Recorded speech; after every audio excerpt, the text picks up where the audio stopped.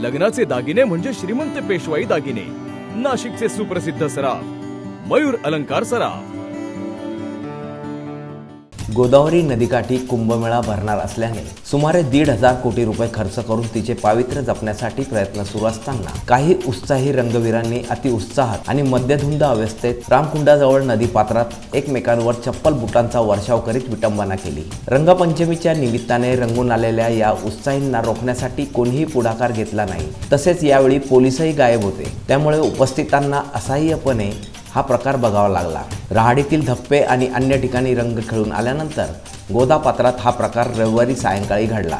गोदावरी शुद्धीकरणासंदर्भात उच्च न्यायालयात जनहित याचिकेदरम्यान उच्च न्यायालयाने गोदापात्र प्रदूषित करणाऱ्यांवर गुन्हे दाखल करण्यासाठी एक पोलीस उपायुक्त, सहाय्यक आयुक्त, पोलीस उपनिरीक्षक आणि 24 कर्मचारी नियुक्त करण्याचे आदेश दिले होते। मात्र अद्याप अशी नियुक्ती झालेली नाही। मात्र किमान गोदापात्रात इतकी गर्दी झाली होती, त्यावेळी पोलीस कर्मचारी नक्की कुठे होते, त्यांनी प्रतिबंध का केला नाही किंवा गुन्हा का दाखल केला नाही, असाही प्रश्न नाशिककरांकडून उपस्थित केला जात आहे। जितेंद्र इंगळे, मी नाशिककर न्यूज, नाशिक।